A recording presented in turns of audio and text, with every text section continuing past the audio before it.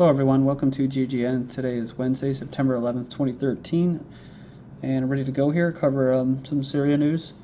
Just by the way, it's somebody's birthday, Bashar al-Assad, that's right. So, I guess he was born on September 11th, 1965, he's 48 years old. And I personally think the guy's getting backed in to a corner, whatever you want to call it, international conspiracy against him to take down Syria, a sovereign country, basically, and crush their society. And just break them. So, and basically turn their culture and their society into just junk. And this guy's at the spear, at the tip of the spear to do it. Obama pays tribute to fallen of September 11th, 2001. So he goes on and says he's going to defend our nation against threats that endure, even though they may be different than the ones facing the country during the 2001 attacks. That's right. So they're not just Al-Qaeda, because they're supporting Al-Qaeda. Also, there are threats at home, domestic terrorism. So anyone who tries to, sovereign nations who try to defend themselves, their nations, against people like him. Western Secret Services created Al-Qaeda to attack enemies of Israel. That's right. So you're like, what? I thought Muslims hated Israel and Israel hated Muslims. Well, it's kind of weird, but that's the way it works. They actually have their own Salafist, Wahhabis, Saudi connection that work for Israel, or at least are aligned with them. So they've created Al-Qaeda terrorist group, that Western Secret Services have, to protect Israeli interests and justify military intervention in other countries. That's why I said, like Mali, wherever they want to go, Al-Qaeda shows up all of a sudden. We got to fight the terrorists. And it's usually to take away people who are trying to fight for autonomy. The whole story of the so-called war on terror is not what we've been told. It's not as strange as it might seem that the U.S. would bomb Syria for Al-Qaeda. So that goes to, of course, Zionist shill Rand Paul, who a lot of people support. Right, a lot of people support this guy. Like I said, don't trust him. That's why he's the head of the drone push and stuff. They're setting up, priming him for, future elections where libertarians will vote for him. After 9/11, Obama asked Americans to be allies with Al-Qaeda. So Americans, by and large, want nothing to do with the Syrian civil war. Again, he's perpetuating the lie. It's not a civil war. It's an invasion by foreign, non-Syrian terrorists that are Al-Qaeda. And talking about he wants us to be allies with Al-Qaeda, we already are allies with Al-Qaeda, already have been. U.S. is providing some lethal aid to Syrian rebels, so this is not any news to most of you. You're already aware that they've already been arming it, but they try to defy logic and insult your intelligence by telling you that they haven't armed the terrorists yet. The U.S. has just begun distributing some weapons to the terrorists. So the terrorists give U.S. targets to defeat regime. And so the rebels, the terrorists, are basically acting as forward operating observers. So Obama, during his speech, said it's too early to judge the diplomatic effort to force Assad to hand over control of the chemical weapons to the United Nations, urging Americans to support possible military action against Syria. So Carl Levin, a politician here, told reporters that what Obama wants is to make sure of the seriousness of the Syrians as well as the Russians' desire to get rid of those chemical weapons in Syria. So this is going to take years. Right? This is going to take a long time. That's what we'll get into here in this video. It's going to take years to do this. So he said he wanted time to make sure of that.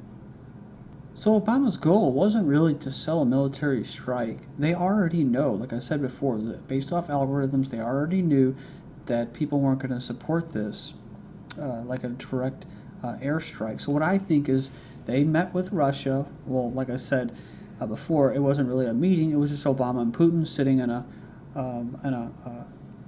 hot spring in Siberia, sipping on vodka and smoking cigars, and basically nothing was discussed. They're basically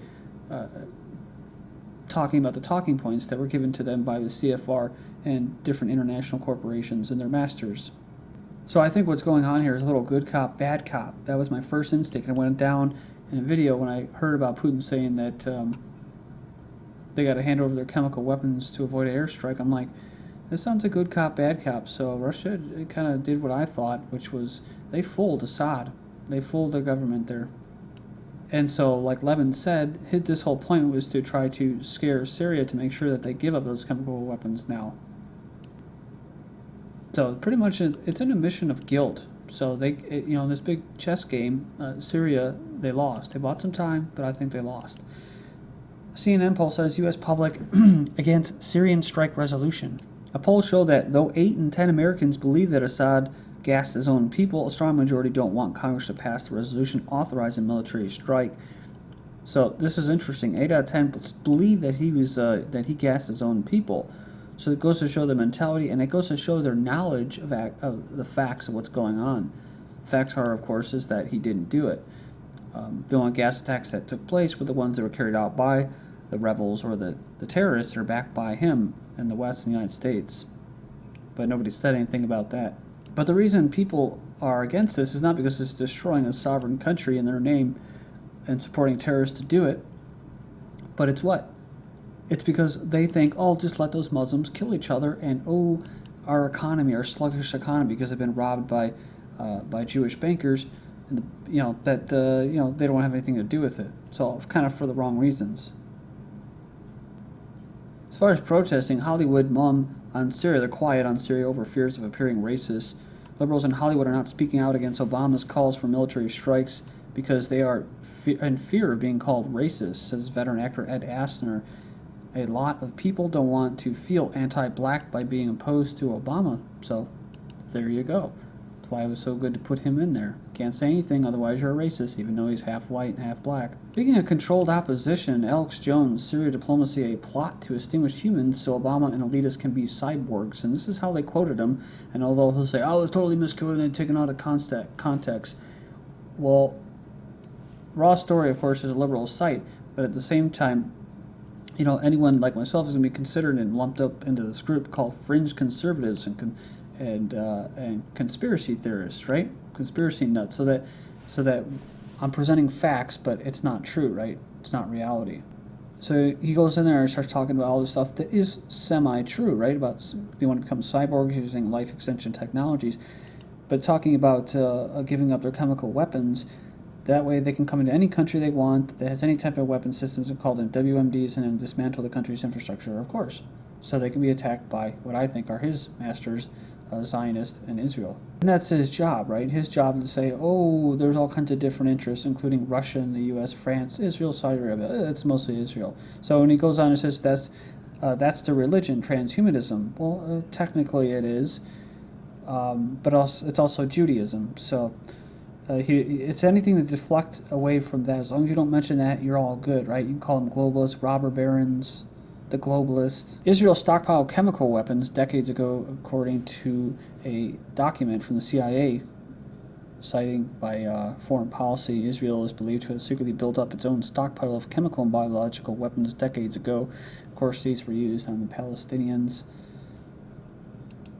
And this is what Assad talks about. If you watch the full interview, the U.S. used depleted uranium in Iraq. Israel used white phosphorus in Gaza. Nobody said anything about red lines. So there's a reason you're only getting snippets about Assad's supposed chilling warning of repercussions to the U.S. homeland, right? They're going to strike American homes, right? Nuclear holocaust on America if his country is invaded. Well, he never said that, but it's because he calmly and succinctly exposed Obama and the U.S. government's hypocrisy through and through. Russia plan on Syria adds to uncertainty in Israel. The Russian government's proposal says here it's basically to hand over their weapons. Says that has left Israelis in a state of limbo. They're scrambling for gas masks just a couple of weeks ago, and it says here that they don't know whether they should applaud the Russian initiative or fear it. They say this could negate the need for American military operations. That's saying, well, Israelis wanted the military there. Syrian rebels plan chem attack on Israel from Assad-controlled territories. This is what I talked about. Be on the lookout for these terrorists to strike. Possibly in the Sinai Peninsula, who knows, and Golan, and be blamed on the Assad government. Just say, see, they are willing to use chemical weapons, and see, they still have chemical weapons, even though they're trying to get rid of them. So here's a little character. I saw this, and this is basically Syria holding a knife or dagger ready to drop on Zionist Israel with a NATO tank pointed at them, because they know who is really steering that tank. Israel's Netanyahu says Syria must be stripped of its chemical weapons. He said that Syria carried out crimes against humanity by killing innocent civilians with chemical weapons, and that Iran was watching to see how the world acted, so now they're bringing Iran into it. Syria's disarmament will be a long, challenging task, so the process of destroying chemical arsenals can take years. So the deal may be the easy part of the process, however, the actual going from the transfer to the international control to the destruction of a large arsenal is a huge challenge. So, I mean, this is an anti-war site, an alternative site, and they still call it a civil war. So you can see how even all the different parts of the alternative media, and that it still sticks. The disinfo. Syria wants to join Chemical Weapons Convention. That's right. So, where they will prohibit chemical weapons. Unfortunately, like I said, I think they're being fallen for a trap here because Israel's going to have them, their partner. So what do the Syrian people think about this Russian offer? Because it kind of came out of left field for me, just like the whole, whatchamacallit, Obama going to Congress, which showed they wanted a wider war. Syrians divided on support for Russian move, but appeared to agree it has undercut Obama. Syrians voiced mixed reactions Tuesday to the Russian proposal. They said here that it will allow them to spare the blood of Syrians. That's what the Syrian Prime Minister said. Russia gives UN Security Council proof of chemical weapons used by militants from September 11th.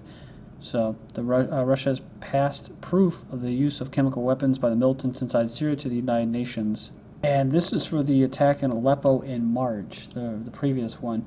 A UN team finds no proof on chemical weapons. So after all that, they said that that there was no conclusion on the issue of chemical weapons use. So they should go to the other ones, right, to Aleppo and figure that one out. So, this is a big deal, though. They said that they didn't use them. It's right after they decided, they basically admitted to guilt, Syria did, and said that they're going to give up these weapons. Russia cancels emergency UN meeting on Syria chemical weapons, so then they can't. Emergency closed-door meeting of the UN Security Council on Syria was canceled on Tuesday after Russia withdrew its request. So it's a chess game, right? They were going to go that route, but now they're not. Intercepts caught Assad rejecting a request to use chemical weapons, says German newspaper. So I remember I just covered this, and I said here that he rejected requests from his field commanders for approval to use chemical weapons. Now, the first thing I thought was that, now this seems like a piece of disinfo looking at it again, because it's basically saying that, that his government wanted to use chemical weapons and that they have them. Up until now, they haven't really admitted whether they had them or not. Now all of a sudden they're giving them up. And this was from September 9th, just prior to all this stuff. Is Assad just buying time with his pledge to turn over chemical weapons? So here's the thing. Some people said they were going to strike anyways, but it says they may have averted a U.S. strike. Maybe not. Like I said before, all algorithms, right? Maybe there wasn't going to be a strike because there really was just no support. They weren't going to get it. Because they'd have to go to Congress, they'd have to get it passed, so then go beyond the 90 days, which they would have needed. Like I said before, if they strike and they weaken the Assad forces, basically Al-Qaeda is going to be, as they say, emboldened, strengthened. The region will be destabilized even more, which is kind of what they want. But a chess game, they said here that the move could backfire against his weakened regime. I don't know if they're weakened, but it says here, the initiative says here, but if the regime breaks its pledge, it could provide the U.S. with justification to go to war. It's going to take years, right, to do this, to remove them? So all they have to do is keep saying that they're not removing when they could be. Remember, if they get into the hands of the terrorists, like they haven't already, then it's justification as well, while they're moving them. That's what the red line was all about. Boots essential for security in Russia's Syria. So they said boots on the ground will be necessary. Well, where they come from, the UN, blah, blah, blah. Well, this is just a justification to occupy Syria. Look at this. The Syrian opposition, made up of many terrorists, wants to put chemical weapons under Russian control. What's going on here? I thought they were Syria's ally. Putin says Syria chemical arms handover will work only if U.S. calls off strike. So this is the first time Syria admits to having chemical weapons. So that's like admitting that they used them, just like handing them over. We're guilty. The terrorist fear Russia deal means the U.S. won't ever intervene. The U.S. is still interested in a regime change. Kerry says that Syria should do more, that they should attack them. So do the terrorists. They demand a strike. Thank you.